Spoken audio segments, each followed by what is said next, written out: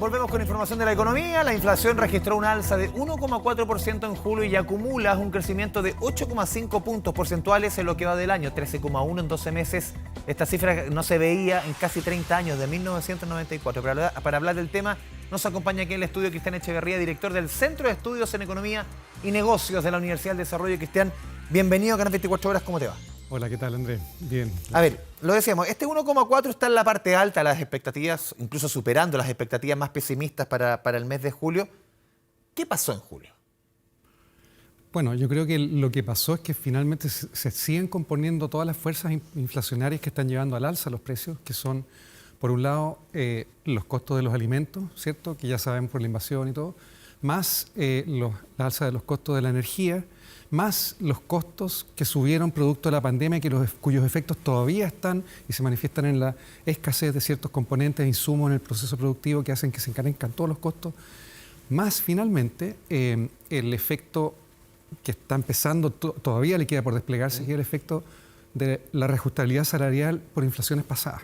Ya. Entonces esto compone un cuadro en el cual tiene una inflación inercial alta que va a durar todavía y se va a quedar con nosotros por un tiempo. ¿Cuánto efecto tuvo en este número, por ejemplo, el dólar? Uno ve el dólar que tuvo desde junio, principios de junio, un rally alcista impresionante hasta mediados de julio, cuando es la intervención, y ahí viene una caída también importante. ¿Cuánto efecto tuvo en esta cifra el dólar?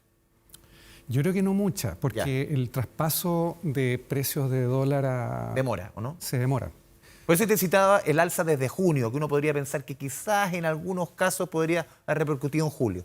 Sí, pero no es dólar fundamentalmente, es más bien todavía queda un efecto acumulativo de traspaso de precios de alimentos más altos, de precios de energía más altos, que además por el mecanismo de estabilización de precios de combustible, ¿cierto? Todavía vamos a ver aumentos en los precios por delante. O sea, lo decía hoy día Mario Marcel, el 40% de las cifras de julio tienen que ver con transporte y energía. Efectivamente, ese ítem tiene una inflación acumulada en 12 meses de casi 25%.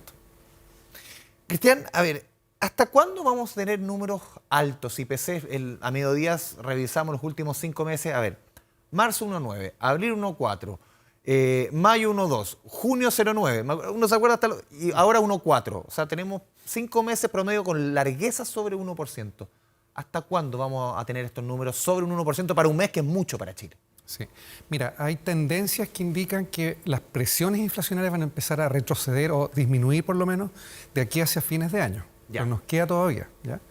¿Y por qué? Bueno, primero el factor estacional, es decir, la relativa mayor abundancia de productos frescos, verduras, que son uno de los componentes volátiles de la inflación. Eso por estacionalidad nomás ya nos ayuda en lo que queda para la segunda mitad del año. Nos ayuda un poco, pero no totalmente. También nos ayuda que el tipo de cambio efectivamente alcanzó un pic, bajó, pero no sabemos muy bien lo que pueda seguir ocurriendo, porque parte de esas fluctuaciones violentas del tipo de cambio fueron en parte por una apreciación global del dólar fuerte, producto de la trayectoria esperada posible de las tasas de interés en Estados Unidos, que después fue moderada y provocó una depreciación del dólar y recuperación del resto de las monedas del mundo.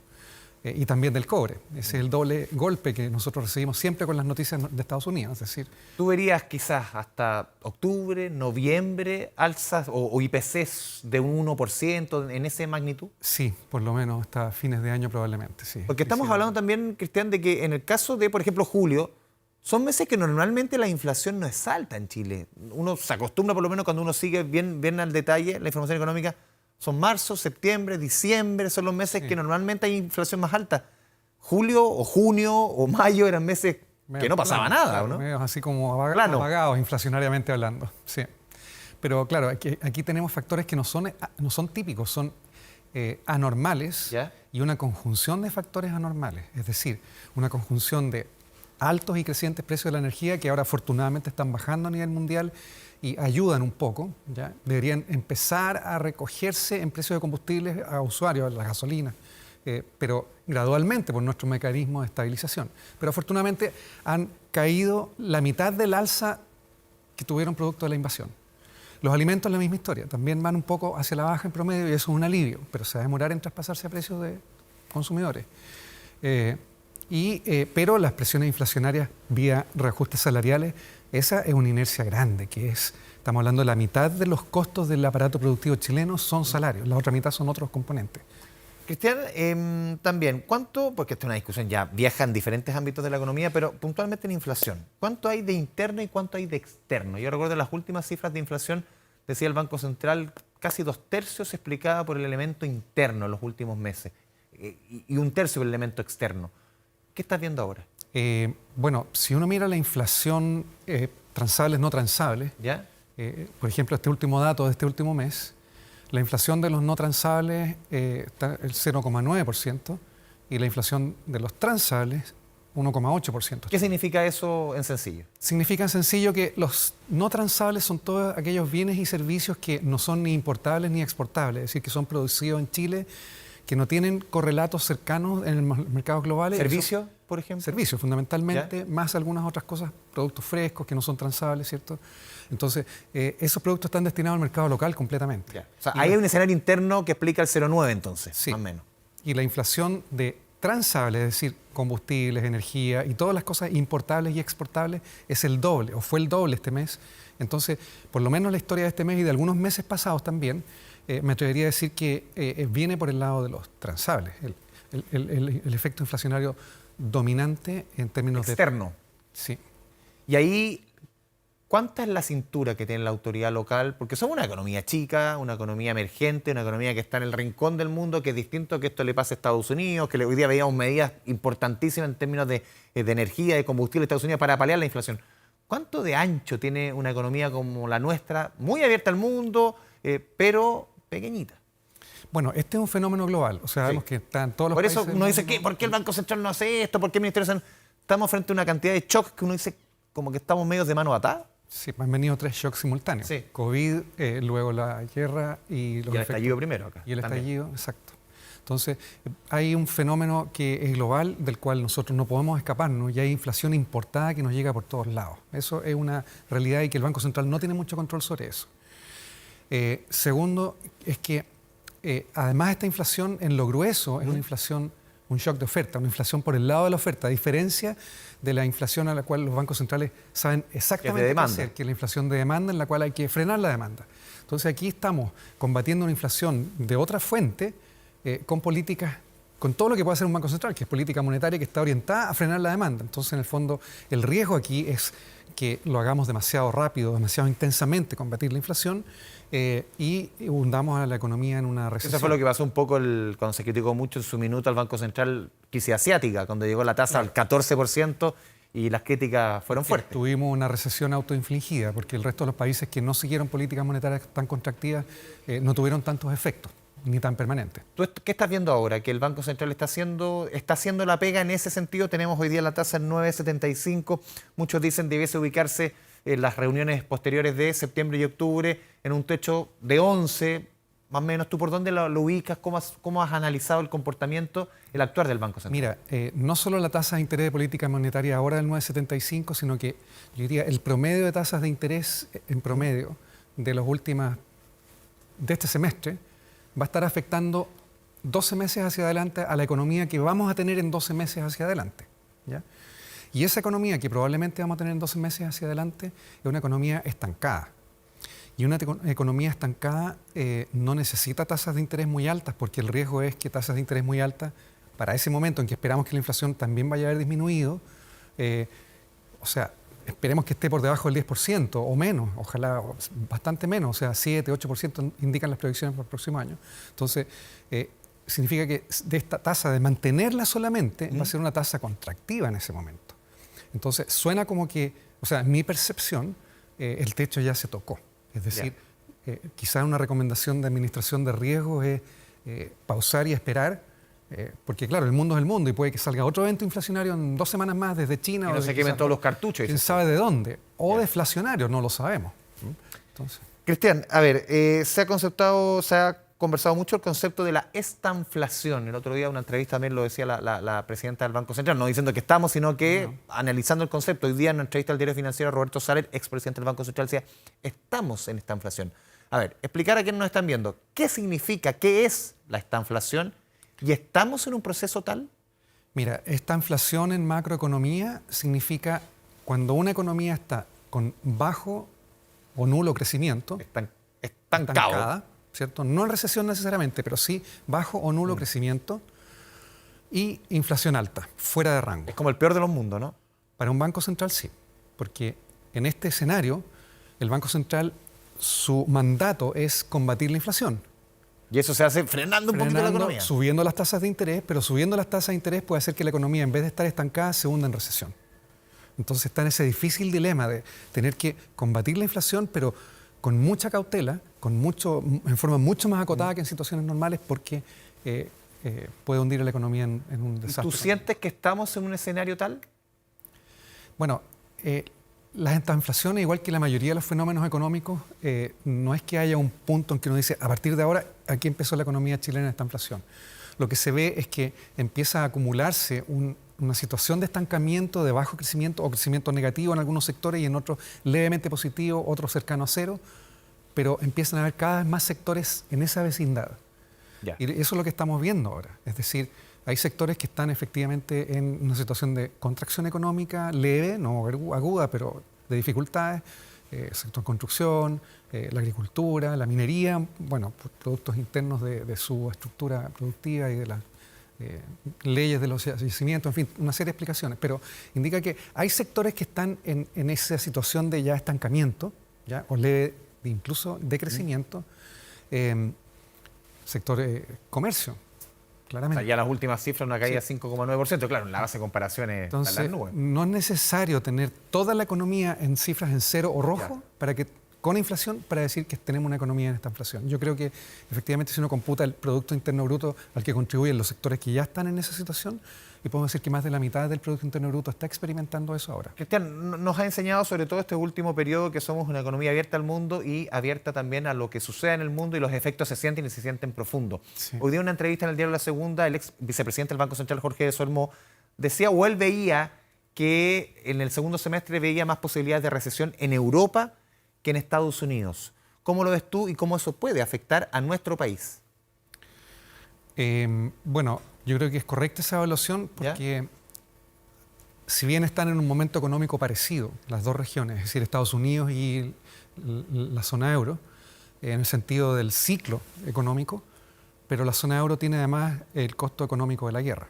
Y todo tiene ahí, sí, ahí, vecina. está afectando a todos los países miembros a través de los cortes de suministro de gas o restricciones, las restricciones del comercio en la región, las perturbaciones al comercio producto del desabastecimiento que provocó en los embarques desde Ucrania, el abastecimiento de acero y otras cosas. O sea, ha sido más o menos complejo para la zona. Y eso es muy probable que le esté hundiendo más cercanamente a una recesión de lo que Estados Unidos, que está solo viviendo esta inflación que se está incubando y se sigue desarrollando. Europa sobre eso tiene este embate de la guerra que probablemente el riesgo de recesión es más alto. Sí, Cristian, volviendo al plano local, ¿cómo has visto las medidas que ha tomado la autoridad, este bono invierno que se comenzó a pagar, 120.000 pesos la semana pasada, otras medidas focalizadas, parecía el programa Chile Apoya? ¿Es suficiente? ¿Falta? O el caso del bono invierno, algunos criticaron que fue demasiado extendido. ¿Cómo has visto tú las medidas adoptadas por la autoridad para esta crisis en el costo de la vida? Bueno, el gobierno se está haciendo cargo o está tratando de paliar en parte, ¿cierto?, el costo económico de todas estas alzas fuertes en precios de alimentos y combustibles en una época del año particularmente compleja después de todo lo que hemos vivido. O sea, y creo que ha sido focalizado y eso me parece adecuado, razonable.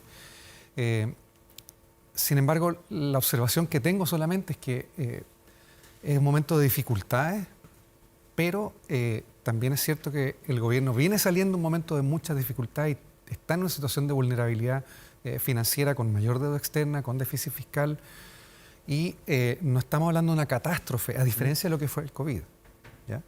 Y no sabemos lo que viene por delante. Entonces, digamos, tengo la percepción de que quizás estamos como país gastando recursos en una situación que es incómoda, es difícil, es compleja para muchos hogares, pero todavía en una economía con crecimiento positivo bajo, convergiendo a un estancamiento y con un contexto global todavía de crecimiento. Es decir, no hay ni condiciones internas ni externas como para pensar que es una catástrofe económica como la que vivimos en el COVID. Sí, Cristian, hace unos días conocimos también las cifras de empleo. El último trimestre, una creación bien pobre en términos de empleo, poco menos de 4.000 empleos generados en el último trimestre, cuando veníamos con un ritmo de 60.000 y si no vamos un poquito más atrás, de 80.000 empleos por trimestre. ¿Qué estás viendo tú, lo que se viene en este periodo, que entramos en un segundo semestre que para todos va a ser con números rojos, ni hablar el próximo año? ¿Cómo va a ser en términos de empleo? Y lo segundo, lo que estamos viendo también, como el otro día me tocaba conversarlo con Ignacio Brioni, y decía aquí, a mí lo que más me preocupa, decía, es la informalidad. Veíamos recién los desalojos en comunas como Maipú de trabajadores informales y cómo esto lamentablemente uno ve que va a ser cada vez más presente la informalidad en nuestra economía. Bueno, normalmente ocurre que cuando las economías se desaceleran, nuestra economía o entra en crecimiento cero o incluso negativo, efectivamente hay un traspaso de personas que pierden sus puestos de trabajo o que no encuentran una oportunidad de empleo en el sector formal con contrato laboral, y el sector informal es el colchón, es la variable de ajuste, es el segmento del mercado del trabajo que absorbe a trabajadores en un montón de actividades así que eso es normal, no deseable, obvio, porque son empleos de baja calidad, precarios, en fin, no hay seguridad social, un montón de cosas. Pero por lo menos hay algo de lo cual absorber ingresos y generar alguna capacidad de generación de ingresos. Ahora, es previsible en lo que viene por delante que el mercado del trabajo va a acusar recibo crecientemente más y más de este estancamiento económico, que más y más sectores van a irse sumando, probablemente, ¿ya? Entonces es previsible que la tasa de desempleo va a aumentar. Las remuneraciones reales dan cuenta de un mercado del trabajo flojo, entre comillas, es decir, en el cual hay insuficiencia de demanda, porque están cayendo en términos reales. Eso es un reflejo claro de un mercado del trabajo con holguras, como se dice. Pero esas holguras van a seguir aumentando, especialmente porque la confianza empresarial es un predictor líder, es un anticipador, mide la disponibilidad de los empleadores a contratación de trabajadores, a contratación de insumos, a inicio de nuevos proyectos, cómo ven la situación económica, el giro del negocio, los costos. Toda esa ecuación completa ya está en terreno pesimista o en grados de pesimismo leve, pero de hace 6 meses atrás. Entonces, eso siempre antecede a ajustes en el mercado del trabajo.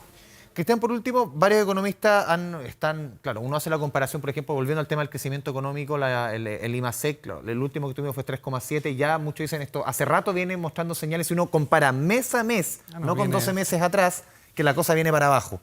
Pero uno entiende la lógica, y lo hemos conversado tantas veces, el día que se entregue el primer IMASEC rojo, ahí la discusión va a caer firme respecto al concepto de recesión. ¿Tú crees que el próximo IMASEC que se conozca el primer día de septiembre, que va a ser el IMASEC de julio, ese va a ser rojo o vamos a tener que esperar un poquito más? A ver, no estoy seguro cuándo va a ser y lo más probable es que vamos a tener una secuencia de IMASECs rojos, algunos más azules, algunos cercanos a cero, por esta naturaleza de este ajuste a un estancamiento con inflación. Y yo quizá anticiparía que, la tendencia puede ser a sobrereaccionar ante un IMASEC negativo, ¿ya? Pero yo creo que lo que hay que mirar son los promedios en un trimestre o incluso en 6 meses de la tendencia de la economía. Y la tendencia, si uno mira la tendencia, permite anticipar que va convergiendo, va planeando decididamente, no en forma abrupta, no como cuando se originó la crisis del COVID, que fue una caída de un abismo. Esto no, es un planeo hacia una situación de convergencia a un crecimiento en torno a cero, más o menos, a veces negativo, un mes, otro mes levemente positivo, pero eso es lo que nos espera hacia adelante. Es decir, tiempos estrechos, no dramáticamente estrechos, pero difíciles por la combinación con inflación. ¿El próximo año va a ser el más complicado? Me atrevería a decir que sí. ¿Por qué? Porque vamos a tener la influencia de una simultaneidad de políticas monetarias contractivas a nivel global, por una parte. 2, una confluencia también a nivel global, incluyendo en nuestro país, de políticas fiscales contractivas o con techo, con topes limitadas, porque hay límites naturales. Una economía estancada genera menos recaudación tributaria y menos recaudación tributaria genera menos posibilidades en el Estado de operar en políticas sociales y redistributivas. Y adicionalmente los impactos sobre costos, es decir, la contracción de la oferta agregada, este shock de oferta, siguen todavía en pie y van a seguir en pie operando. Ojalá que se vayan desescalando gradualmente, pero van a operar todavía por un tiempo. Cristian Echeverría, te agradecemos este espacio, esta conversación con Canal 24 Horas. Muchas gracias. Muchas gracias, Andrés. Vamos a la pausa de Noticias 24 y al regreso vuelve Debates 24 justo a Constanza Santa María. Todos los temas más importantes del proyecto de nueva constitución que votaremos el próximo 4 de septiembre se revisan en profundidad a través de la pantalla de TVN y Canal 24 Horas. Los esperamos a la vuelta de comerciales. Hoy día el tema es pensiones. Vamos y volvemos.